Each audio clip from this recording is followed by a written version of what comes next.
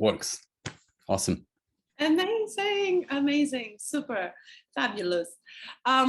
So before we get started, I just want to say that for those of you who might wonder about where are we based today, every single time we do a live, we're in a different location.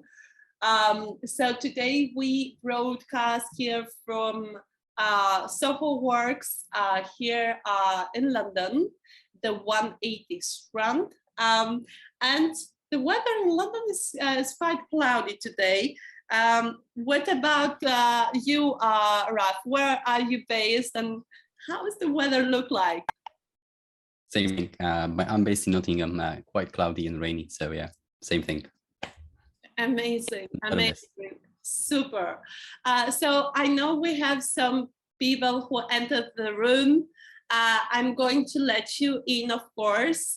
We have Mark Hayhood and Laura Russell, as I always recommend, for those who would like to join us on Zoom.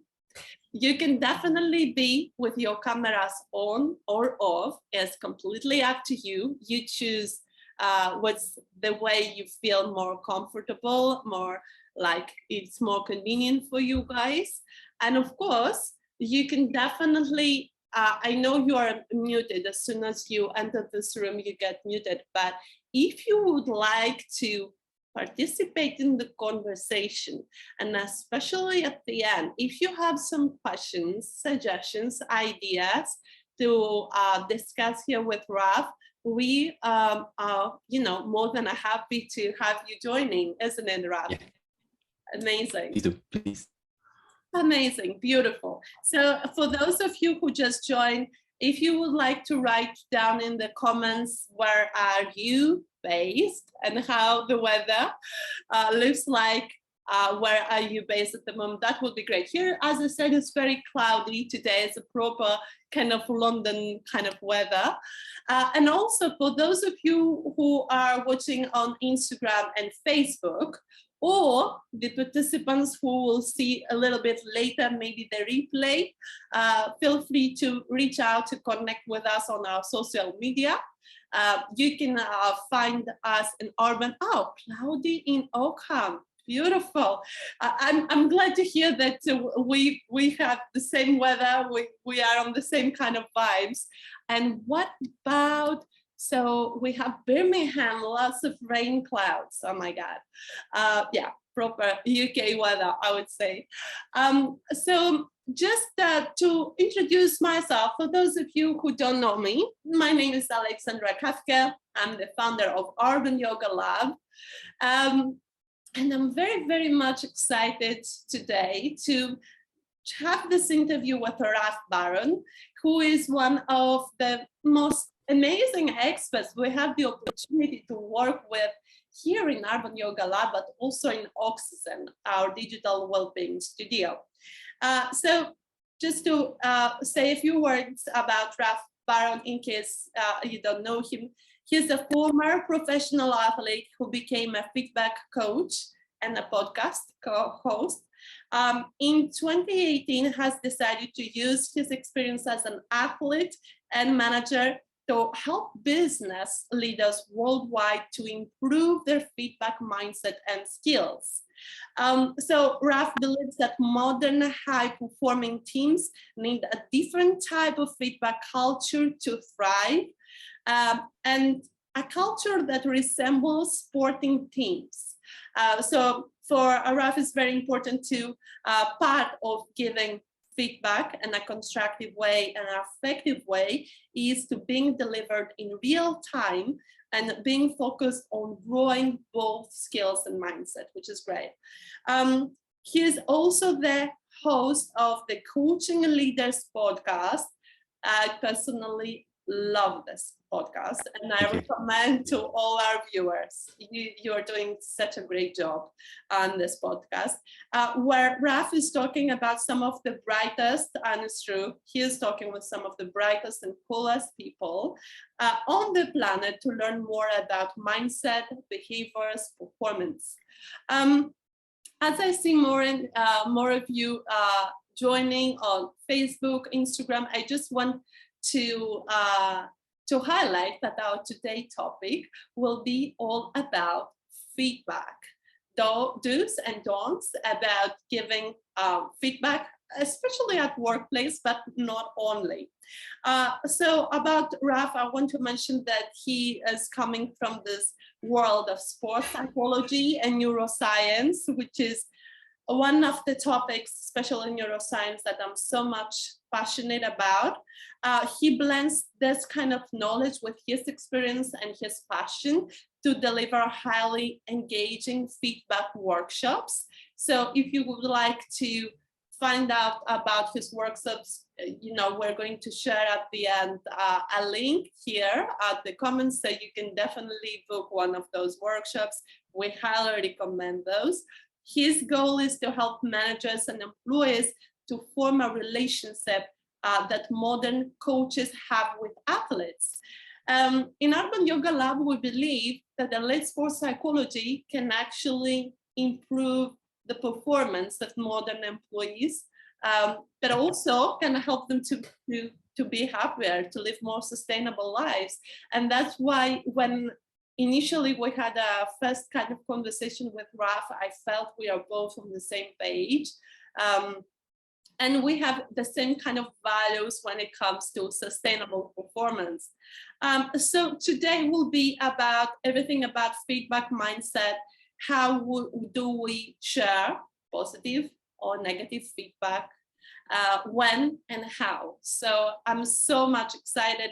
Without further ado, here is Raf Baron, and I'm so much excited about our today's interview.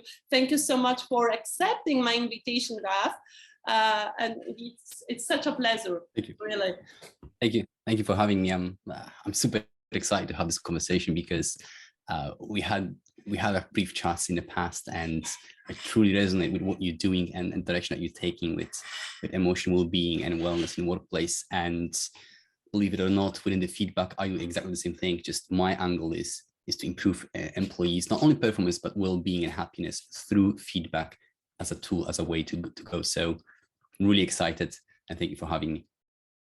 And I'm so excited as well because for me personally, feedback has been an integral part of my personal growth and my self-development journey. And I feel so blessed that I had the opportunity to meet some inspiring coaches and mentors, exactly like you, Raf, throughout my career, who were actually brave to give me some honest feedback, what I call some tough love when I needed that kind of love, and some amazing feedback when, of course, I needed that type of emotional and mental boost to keep moving forwards. So to start this interview today, I would love us to start with your athletic career, your athletic background. And how is this connected with, the feedback, and why is this so important to you today? Yeah, so like everything in life, Alexandra, things just are happening as we're going through the life, or we're connecting the dots as we're moving through the life, and eventually you're like, oh, this is what I would like to do, would like to be part of, right? So today I am a feedback coach, but genuinely the sporting career helped me to get to that point and realize this is what I would love to do. And I started as a 10 years old boy who just didn't have much to do around in my hometown back in Poland. And I just joined a wrestling club because it was local. And it was just a ways of spending time and having fun and thinking it will turn into career and it will help in my life tremendously. But it did. And so around the age of 16, I started to really improving as an athlete and competing on international level. However, wrestling is not a football. It doesn't pay the bills in the same way. So at some point I had to transition from being an athlete to being an employee. And that's where, for the first time, I realized that the feedback culture and perception, the relationship with feedback that I have and my fellow athletes and coaches have is different in the world of sport than it is in workplace. Although we all understand that we need feedback, we all want feedback. It doesn't matter how people behave, I promise you, everyone wants and needs feedback, right? But this is just a bit more on the back of people's behavior. And yet, when it comes to giving and receiving it in the workplace, we behave differently, almost as if contradictory to what we talk about and believe and want, right? I always laugh that, but not laugh, but it always makes me wonder why people saying I like my feedback to being honest. Right? Every time I ask in my workshops, how would you like to get your feedback? Honest and direct. It seems like everyone wants it that way, but when it happens, things are going differently. And so me, when I become an employee, I always use what I knew and what I had within myself, but quickly learned that it doesn't work in the same way. Fast way forward, as a manager, I was more curious around feedback, and around 2016, I have given completely unsolicited feedback to a stranger that changed completely how I view feedback, how I approach it. And it actually led me to create my very first video on social media because I wanted to make a difference, because I realized it's wrong and I have to do something about it. So yeah, long story short, sport genuinely drove me towards being a feedback coach, and I'm building and I'm using loads of skills within my feedback methodology that I've learned as an athlete. This is fascinating. It is fascinating. And let me tell you, Raf, that for me personally, also this world of elite sports psychology, because you come from this world, right? It's such an incredible kind of topic. And I was just looking at your LinkedIn the other day, and I was amazed because I saw that you are ready to go and train and compete again for the British Championship this year. And I was like, oh my God, this is so exciting. So can you elaborate on that a little bit? Yes. I'm so curious. I'm just really, really curious to find out more. Yeah, last time I trained and competed on British Championship, that was 2010 and 11. That's when I won British Championships. Wow. But I had to pause it and stop training. A year ago, a friend of mine opened an academy here with jiu-jitsu and asked me to coach wrestling once a week. And so I've been doing it for a while, just coaching once a week. And we just decided, why not give it a go once more? But for me, it is my passion. It is my love. It's just my life. However, I'm using this competition more to test the mental frameworks and skills that I've learned over the last years, and to compare myself where I am, because my body is no longer at the same performance that I was when in my 20s. I'm 40 this year. I'm not training 5-6 times a day that I used to do. It's just completely different level of intensity, but I have grown tremendously here in my mind. And I wanted to test all those frames that I've acquired and use on a daily basis, because they're no different whether you're preparing for a championship, whether you're about to compete, or whether you're about to go on the stage and deliver public speaking or present to your managers. It doesn't matter. The frameworks and the skills are exactly the same here. It makes no difference at all. So I want to test them a little bit more and teach younger athletes how to use your mind to your advantage, rather than just allow it to keep sabotaging you. And oh my God, this is so fascinating. And especially given that last time you've been in a similar kind of process was almost 11 years ago. Is this right? Yes. Wow. 11 years ago. So my question to you is that are you going to document the process of you going back to this world and getting prepared mentally and emotionally, and getting yourself like kind of using all those kind of frameworks? Is it something that you're going to document or not? Yes, definitely. Yeah, sorry for that. Yes, I've only, because Zoom a little bit froze off. I think your question was, I'll be using those frameworks, right?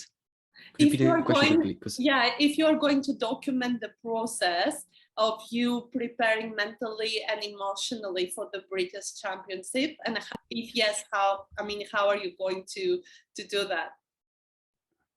Yes, definitely. I'm a big fan of documenting the journey on social media so people can learn from it.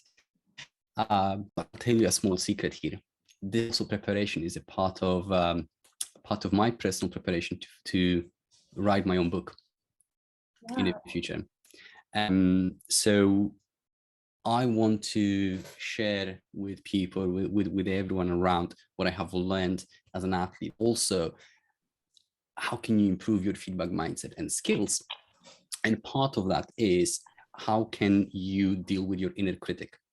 So, you know, for me, when we talk about receiving feedback in the workplace, I think it's just not ways of looking at feedback skills as in, how do I receive feedback from my managers? I think the better question here is, how do you deal with failure and setbacks?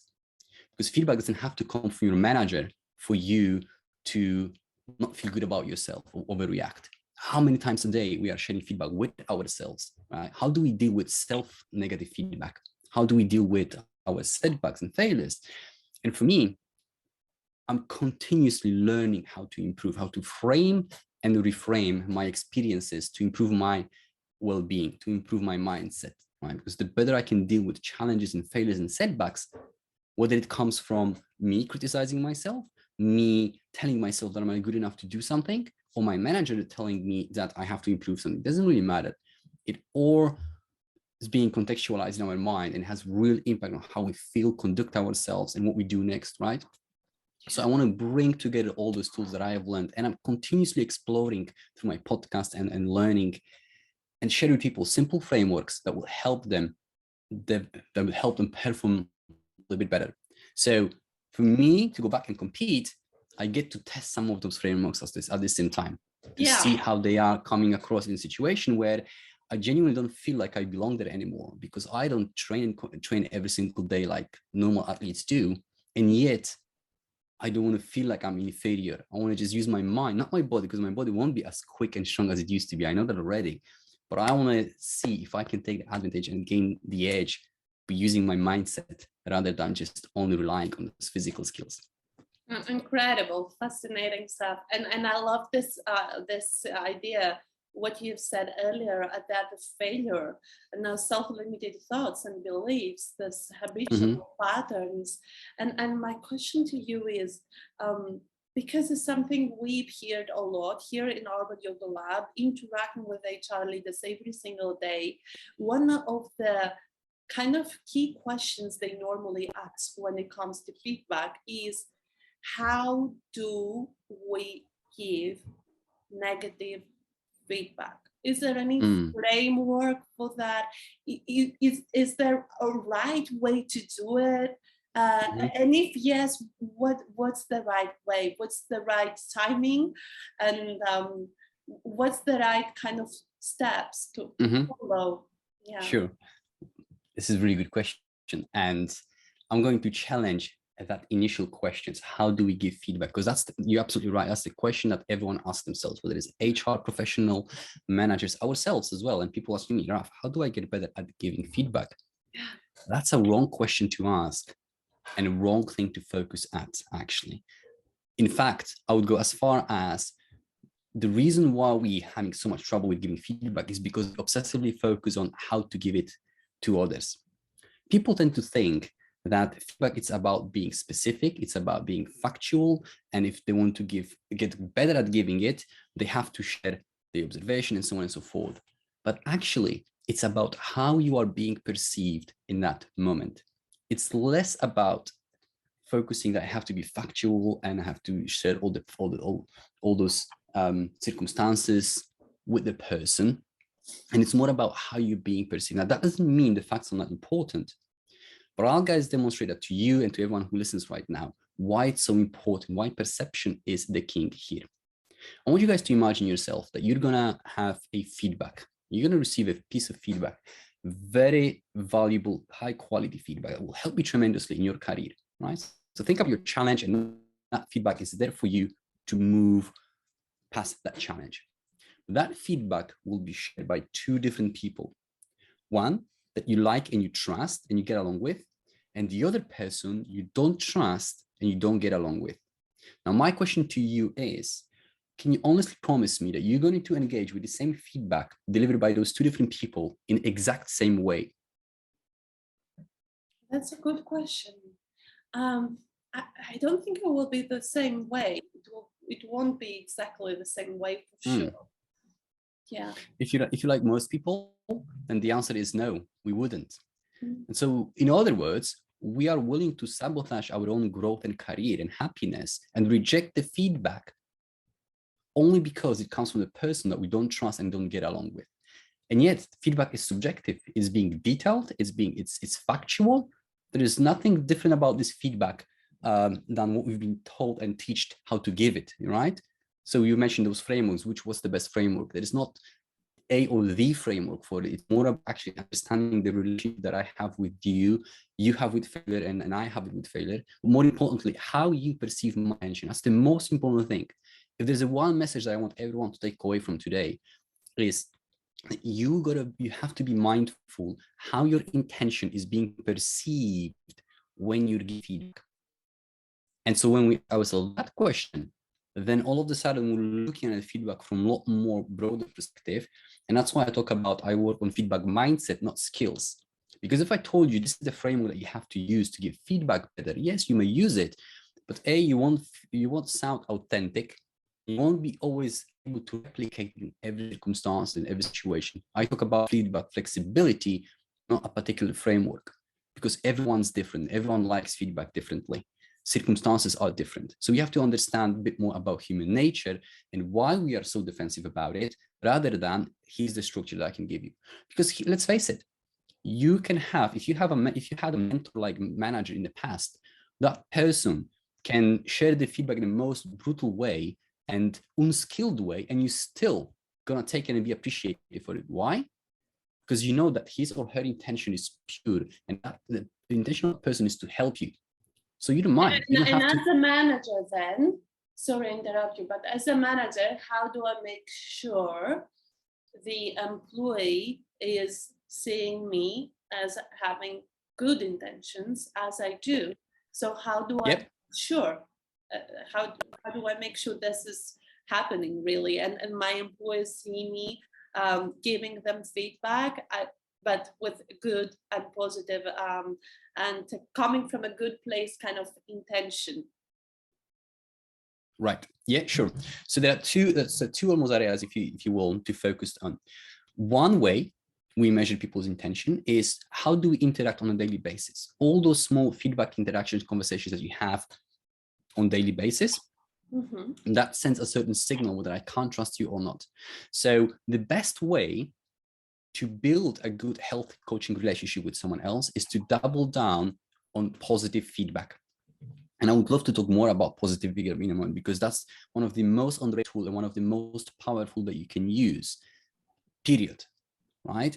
So if you double down on positive feedback, how to deliver it in a very meaningful way and deliberate way, you're going consistently sending a clear message that I really value you, right? And there is not many feelings that beat the feeling of being valued and significant.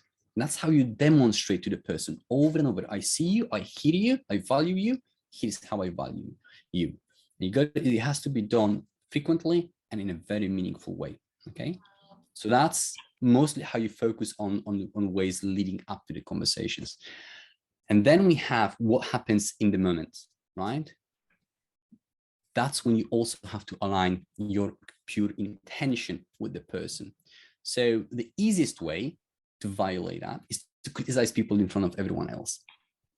As soon as you criticize someone's idea in front of everyone else, I'm going to question your intention. And if I'm consumed with questioning your intention and I'm not sure if I want to trust you or can trust you on a subconscious level, I'll be deaf to your feedback and I'll put my defensive attitude up. Okay. But it goes even more details. The language matters a lot as well, right? One of the easiest way to make someone a little bit feeling stressed during the conversation is to actually use word feedback itself, right? Just imagine what happens when I tell you I have some feedback for you. Oh my God, yes. I can feel it already. Yeah. The sound of the feedback already has such a negative connotation that we are associated with something negative because in the past it never worked out or didn't work out very well for us in some circumstances, right? So we shouldn't start feedback conversation with, I have some feedback for you and here's some feedback. It should be natural conversation, right? Setting up the context is another thing. Why you are giving this feedback. And here's where most managers are going wrong. The feedback typically comes from a manager to employee, and the impact of it is on a company. And that is one way of doing it, traditional ways of doing it. But, at the beginning, you've mentioned for me about modern workforce and working with, helping people achieving this high performing mindset. I'm going to do that by focusing on you, Alexandra, not only as an employer or employee, but as a person. So if I figured it out, what is your core value, who you are, where you're heading towards, I can then share the feedback that is focused on you and I'm helping you. So here's an example. Let's assume that I know that empathy is one of your core values, right? Through the interview, through the conversations in the past, I figured it out that you really value empathy, and that's how you want to be perceived as you, and that's one of your core values. Now let's assume that you've had an uncomfortable conversation with one of your employees. Now I have two ways in which I can approach this conversation. I can come to you as a manager and says, that wasn't professional. We can't have conversations like that. We've got to fix it because, team meetings are being screwed by the relationship that you have with you, or it doesn't help collaboration in this, whatever the reasons is. I can speak to you as an employee, manager to employee, and says, that wasn't professional, sort it out, Alexander. Or I can come to you and say, I remember, Alexander, when you've mentioned that empathy is important to you, and I'm worried that on this occasion you walked away from your core value. What's going on? All right. Now we have different conversation because I remembered that empathy is important to you, and I'm bringing it back to you because I'm worried about you, that you're not living up to your own core value. This is powerful. This is really powerful, and it's a game changer in the conversation, right? And in the relationship between an employee and an employer.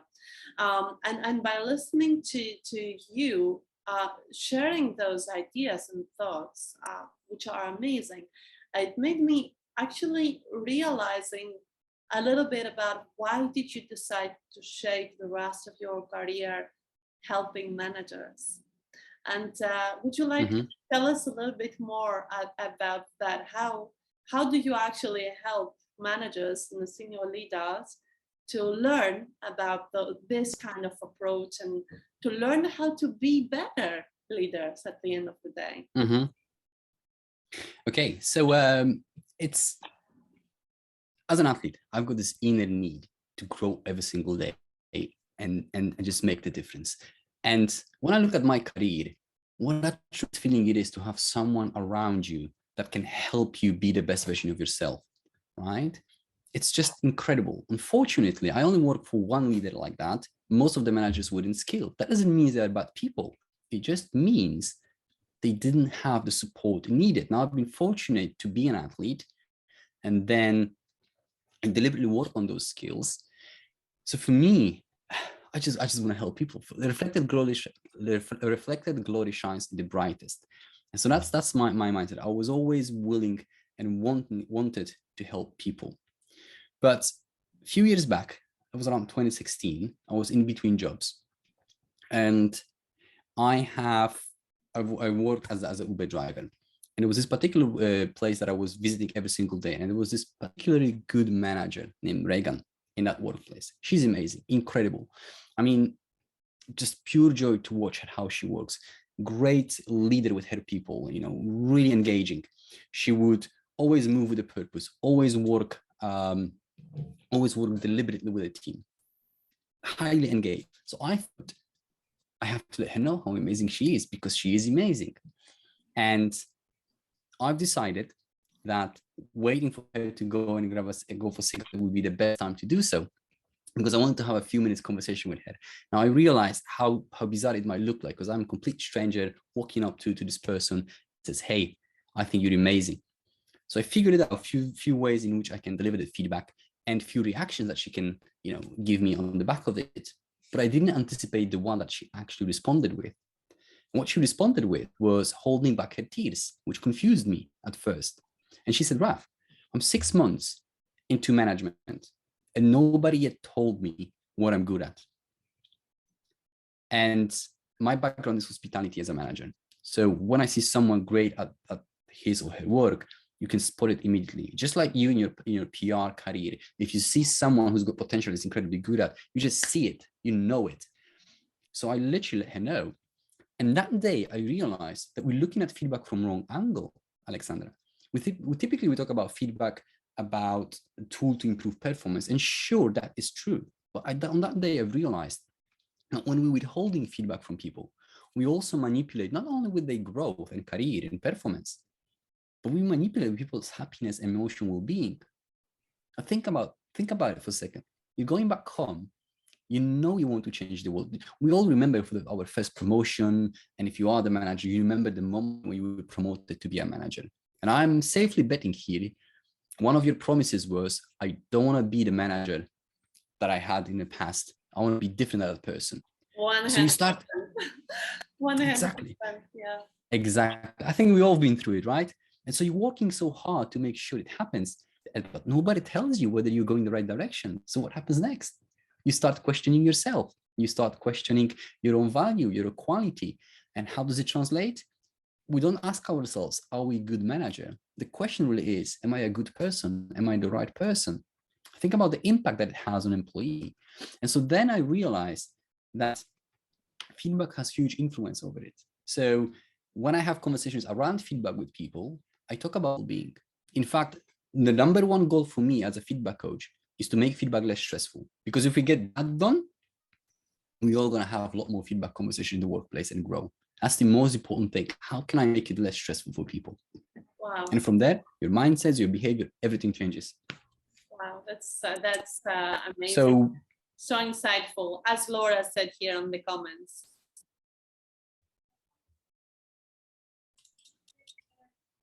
Thank you, Laura. I appreciate that. So speaking of feedback, because I'm aware of, like, I do know that there is also the question about how do we give positive feedback. Many senior managers, they have shared with us that sometimes they feel hesitant to share some positive feedback only because they are kind of concerned that the employees might feel like they work now at their best and there's nothing to improve.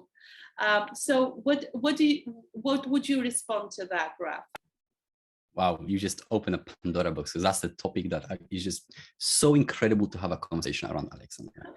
So let's just first address the fact, and it's a legitimate concern that most managers have when I ask this question, is like, if I praise too much, will they stop working hard? The answer is no. The answer is no. If we start focusing on employee and focusing on a human being, there are a few things that we have to understand. Everyone wants to be seen, heard, and understood. We all want to be valued and contribute. Think about the feeling when you've made a difference to someone else, whether it's your team, your colleague, your friend. We all want that. That's who we are as human beings. Your positive feedback will help you reinforce people in this state. You want to be valued, I value you. And when you're valued, you stay around for longer, you do more, right? So no, if you genuinely praise people, they want working hard. In fact, they will work even harder. Why? Because they want more of that feeling of the recognition. Think about the praise that you received in your life, the moment, the feeling that you had, right? We are wired to have more of it, especially from people that we respect. So as you build more trust and share more positive feedback, you improve the relationship. So therefore, the person wants more of that feeling, more of those moments. So they will do more of the behaviors that you were praising. Which leads me to the next point. How do we give that positive feedback? It has to be meaningful. Again, perception is the reality. Perception is the key here. You say, thank you very much, well done, good job. That's not working. It's not meaningful enough, right? Everyone can say it, everyone does say it. Especially if we live in the UK, everyone says thank you for everything, right? You got to make it more meaningful. So in my opinion, the best rule to have is don't praise the result, praise the character that led to the result. That's the place that I'm operating from. Don't praise the result, praise the character that led to the result. Focus on behaviors, right? If I tell you what's unique about you, and that leads to the result, that reinforces those behaviors. And here's the next thing that we have to remember. Confidence is only built on the past successes, not on the future promise of improvement. You can't build your own internal confidence and confidence within your people on the promise of the future improvement.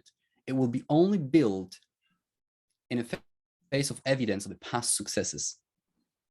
Positive feedback showcases those results, demonstrates it, reinforces it. And if you're using it meaningfully and skillfully enough, you shift people's entire state of mind. And that's what the whole game is all about, right? And lastly, that's how you demonstrate I have your good intention at my heart. I'm with you, not against you. Because what managers tend to do, they tend to criticize a lot, not really sharing positive feedback frequently enough. So I talk about being vaguely negative, sort of vaguely positive and detailed negative. It's another way of losing the trust here. When we see the mistake as managers, we going into town with employees. We share it immediately. We tell them how they feel, what happens in the back of it. But when they do something great, if we don't share it at all, and if we do share it, it's okay, good job, and the employee starts questioning your intention. Why? Why you are on top of me when I make mistakes? But when I do something good, and if you recognize it, it's just very vague. Like with regular 6 months, nothing, nada. What happens? She would question herself and her managers. Why you are against me? Okay, so that's why when many employers tend to get tend to get into a defensive kind of mode, as you said earlier, right? Because then they doubt about the intentions of the leaders, and that's something that we definitely need to keep in mind every single time we give feedback. Does it come from a compassionate kind of way? Is it empathic? Is it human-centric, the way and the approach? And these are always good questions to ask ourselves. But by just listening to you talking, Raf, it always makes me thinking how much confident you are, and talking about, you know, obviously your favorite topic, you are super passionate about this topic, and it just it's so inspiring for anyone to see you talking about this. But I want to ask you about, you know, I know you have also given some talks in front of big crowds, and some of our clients we work with, they ask this kind of question: how do we build confidence when we might give a presentation? We might be talking to our employees and giving them feedback, or even in a very kind of a big crowded room when we give a speech or something. So how do we make sure we are confident? And it's not just fake it until you make it kind of confidence. It's true confidence that comes from within. So what are your tips or suggestions or best practices on that topic? Sure. So the two core things that really helped me tame my stress response and nervousness. Now, we all ask when we have to present in front of people, right? It's universal. If you think somebody was born with a talent because they look so great on the stage, no, they've worked hard. Now, this is where I'm grateful to be an athlete, because I can then translate those skills and use it there and use it wherever you want. So tip number one is accept the fact that you're going to fail on the stage. And let me just elaborate on that, because it might sound crazy. People tend to think, I hope I'll remember all the slides. I hope the tech will not let me down. You know, I'm hoping that they're not going to notice something, you know. Actually, I've realized from my experience, when I hope things will go well and they don't, in that particular moment, I freeze, I get stressed, and I panic. That's what happens. So what I start doing before the talk, I say to myself, I am going to mess up at some point. At some point, I'll forget what's the next sentence. I will forget what's the next slide. There will be some spelling mistakes perhaps on my slides. and I'll just panic and I'll freeze for a second. It's going to happen. Not, I hope it's not going to happen. It's going to happen, Raf. And when it happens, this is what you have to do then. When it happens, I'll do A, B, and C. It's and to top it all off, I've never thought this way. And Wow. And to top it up, I advise to envision yourself. So before my talk, I think to myself, I'm going to freeze on the stage, and I see myself on that stage panicking. And when it happens, I reach and drink a little bit of water. I laugh it off. I look at the slides and I see myself doing it. The reason why it's so important is because your brain hates when it doesn't know what to do next, right? If there is no certainty, if there is no plan behind it, there is a novelty that is potentially dangerous to you, and you don't know what to do, if it's something unusual, you panic. That's when you get stressed in the moment. When you're stressed, you don't think. That's when you forget even more. It's harder to reset yourself. But when I panic on that stage, my brain goes, oh, I recognize that situation. I've been there already because I've seen myself a few times doing it. What you have to do now, Raf, is to get that glass of water and drink, laugh it off, or whatever I choose to do in that situation, and move on. And it helps. And let me tell you how I've put into the test. Oh, it's not me. In January, I delivered a talk in a well-being event. And a well-being event was held by my mentor, Kiran. He knows me very well. He understands me as a human being and as an athlete. I sent him my slides for the presentation. That was like 45 minutes presentation. What he did without telling me, he switched the slides to test me. He literally, at some point, he took 2 slides and reversed them to test my ability to stay cool under pressure, because he knows I'm working on it. He wouldn't tell me that. What happened? Be honest, Raf. How did you respond to that? Honestly, it's actually recorded as well. I've got it recorded. He sent it to me. I managed it perfectly. Kieran was so proud of me, and I was proud of myself, because even he said in the past, I would beat myself up on the stage and panic. When it happened, because I see myself messing up the slides, as in, I don't know what to say next. When it happened, I looked at it in confusion and I was like, oh, okay. They're just talking. You wouldn't even know and here's the thing, here's the secret that I'm going to tell you. You wouldn't know that I was stressed, but Kieran knows me very well. And he says, Raf, the only reason I knew you're a little bit stressed because your whole back went red in that moment. But my behavior, my performance, everything stayed cool. Why? Because 20 minutes earlier, I said to myself, I'm going to mess up at some point. And when it happens, I do exactly that. And I just went into execution. I wasn't hoping for the best performance. I had a plan for it when it goes wrong. Oh my God, that was such a wonderful advice. And especially given that I'm one of those people that I always beat up myself when things do not go as I've planned. So this is an advice that anybody can implement from day one, really. So amazing advice, Raf, really. Yeah. And this is, and here's just a quick second part. You can only control what you can control. You shouldn't be focused on things that you can't control. And we think we have more things in control that in reality we don't. So let's go back into this conversation on the stage. What I don't control if tech will fail me. I don't control even if I forget something. It's too complex. Human nature is too complex for me to say I'm controlling my emotional state throughout the entire conversation. I don't. I can panic, and it's a human thing. I don't control how you view me as an audience, whether you like me or not. I don't truly control. The only thing I control is how I respond to everything. So my whole focus is how I respond. Now, do you control that everything will be perfect? No, you actually don't. You can control how you respond when things are not going perfect. So changing that mindset and really focusing on what you can truly control. If we take it back to the world of sport, athlete thinks I have to score the goal. A football player would say, I control that. No, you don't. You don't control whether you can win. You don't control even if you can score the goal. The game is too complex. What you can control is your emotional state, being sharp, focused, being relentless. You control that. And if you focus only on that, everything else will follow. But if you start focusing on, the perfect slide, the perfect this, the perfect that, I wanted to have an audience to laugh at my joke, and they haven't. So what do you do next? You panic. Yeah. because you trying to control uncontrollable. You don't control the sense of humor of your audience. You control how you respond when your joke went, wasn't received the way you wanted. Wow. So that's my second advice here. Only control what you can control, and that is your response to the circumstances. This is incredible advice, and I feel like it takes me to the next question, which is about stress and anxiety.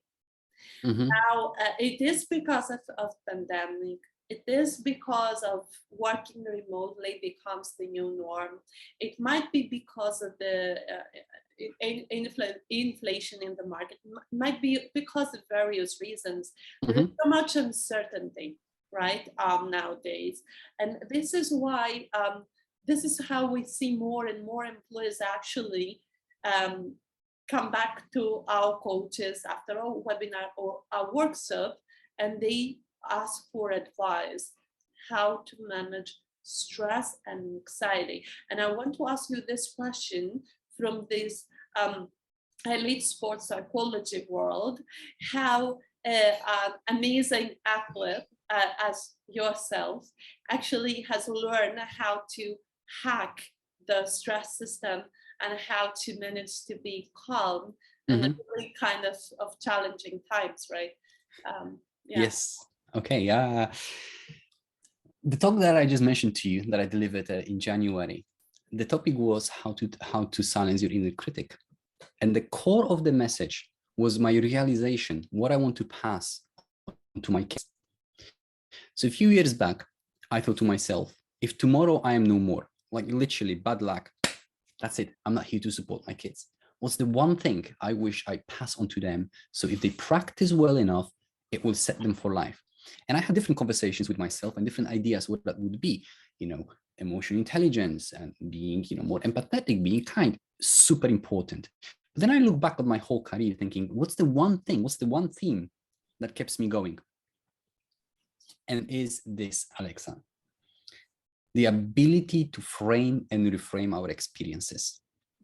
Okay, how you frame and reframe everything around you, every single experience dictates how you feel on the day, right? Let's just imagine everything just goes smoothly for you. You got bonuses at workplace, promotion, good news at home. Four red lights on your way to work means nothing to you. Nothing. It's a good day. It's just another red one. I don't control it. It just happens, isn't it? Not a problem. On your bad day, the same red light, 2 times, twice, or 3 times in a row creates a stress. The difference is how you frame it. Is it why it's always me, or it's a natural thing? And so I chunk it down into absolutely everything, how you frame and reframe every single experience. And I practice it all the time, and I'm building more tools around it.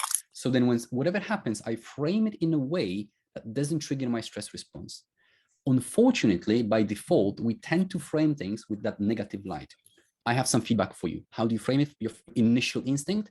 Have I done framing and reframing on framing and reframing experiences? And that will reduce the amount of anxiety and stress that they have, right? This is amazing, Raf, and sorry for the tech issue. We got disconnected for a little bit, but here we are again.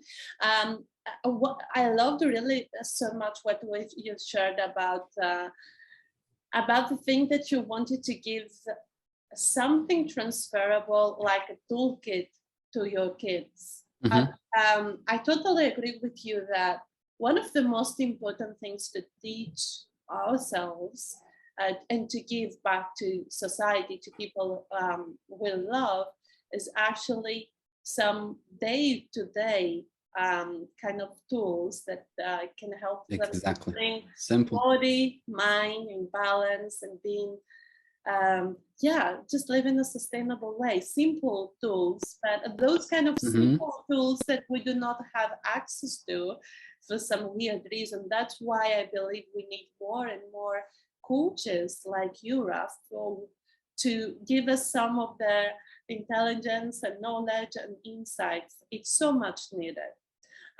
So I'm going to move to the next question, and I'm sure many of the viewers, the ones who participate on our live, sessions here on the live kind of call here on Zoom, Facebook, or Instagram, or the viewers who will watch this on a later time, they might be wondering. So at the top of your head, what are the 3 keys to happiness and success? Wow, 3 things. Okay, so first one for me would be this. Find a joy in putting effort into something, right? Throughout your whole life, you'll have to put more effort into things, period. No choice, no exemptions. You have to put effort into your personal relationships, being part, being manager, employee. Effort is required all the time. You have to wire your mind to associate effort with pleasure, with something, right? And that's when your framing comes from. Why do we do certain things? Okay, because it's going to help me X and Y. So for me, the first key to be happy is to improve my relationships with effort. That helps me tremendously. Okay, so the growth mindset principles here. So that would be the first one. The second thing that I've learned when I was 16, actually, is I've learned how to detach my ego from the outcome, from the result. It's not about the winning. Everyone says, you know, this is this cliche saying, it's not about the result, it's about the journey. It sounds wonderful, but how do you do that? Because it genuinely is all about, but it's easier said than being done. So for me, again, how do you frame your test? How do you frame each challenge? How do you frame each competition? Whatever it is that you're doing, by focusing excessively on the outcome and judging yourself through the outcome, you're attaching your ego to that outcome. So for me, I challenged, when I was 16 years old, I challenged Cornell to fight me every day in order to improve. I wanted to score 1 point against him. The gap was huge, right? Like massive. Literally, I had no chance to score the point. And I would fight him every day.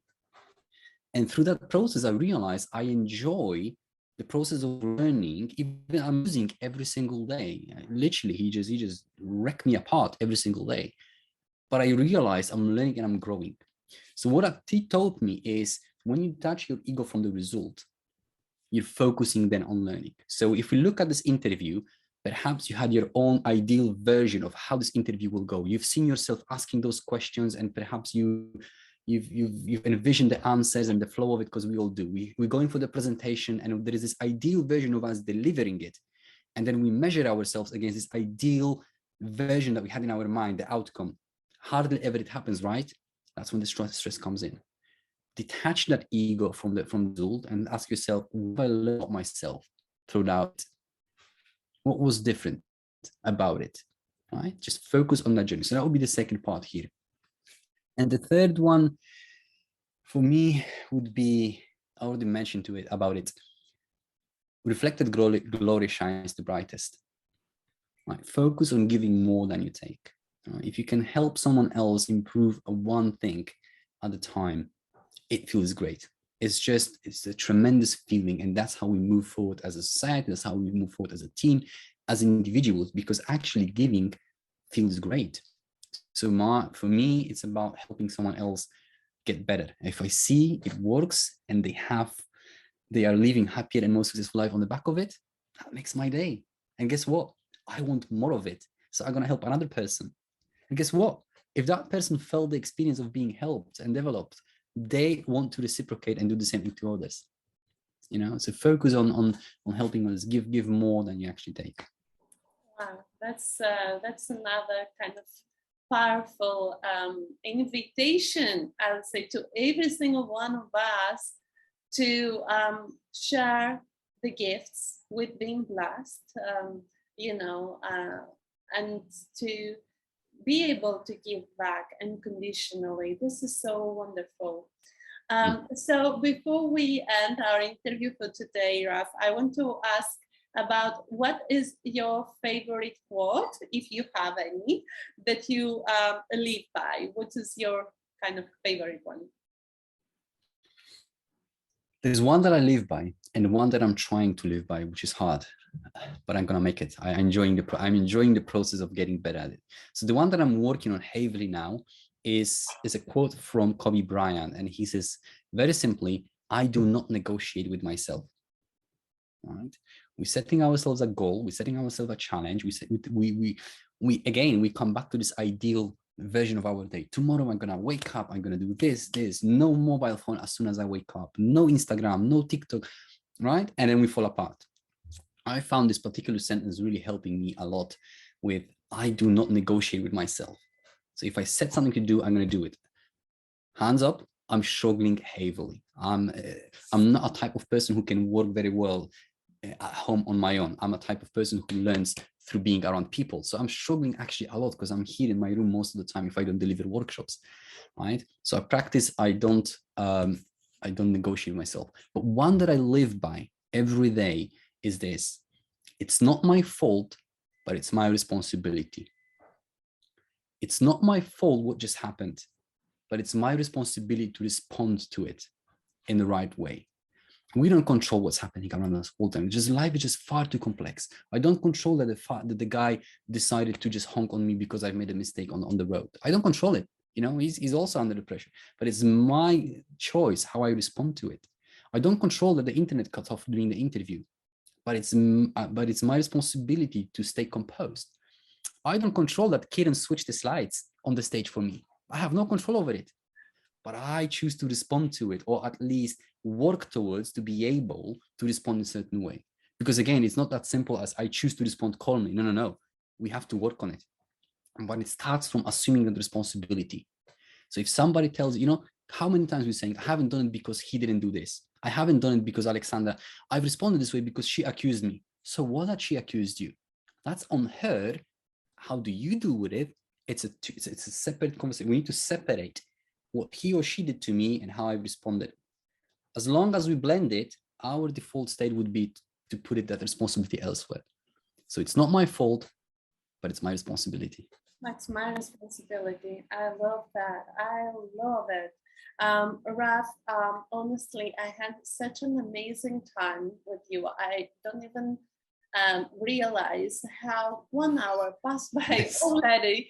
As every single time I speak with you and we have those kind of long conversations about self-development, about growth mindset, about feedback, it's just always so inspiring. And I'm so much glad that you accepted my invitation to share some of your wisdom with our network, with employees from businesses that we work with here in London, but also HR leaders who are very much interested in finding out how to give constructive feedback to their own teams.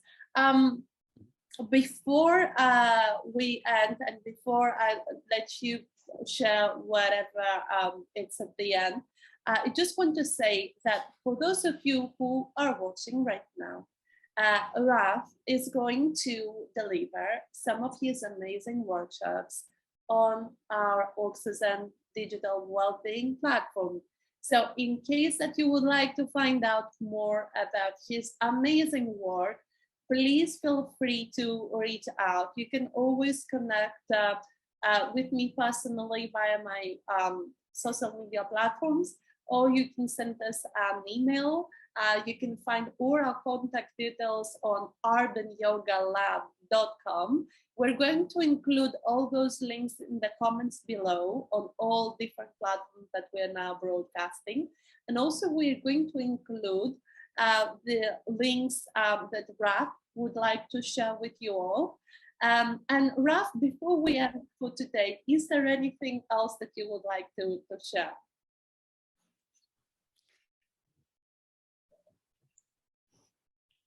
Carry on, guys, doing what you're doing, good intention, and work on aligning you with the perception, because every single one of you out there, every single manager has a good intention. They want very well for the teams. Just focus on aligning that with the intention. Instinctively, you already know what to do. So don't listen to how you've been trained as a manager. Don't focus on what you've been told in the past. Just focus on what you instinctively know how to do it, and your skills will fall into place. So that will be my last sort of word, if you will.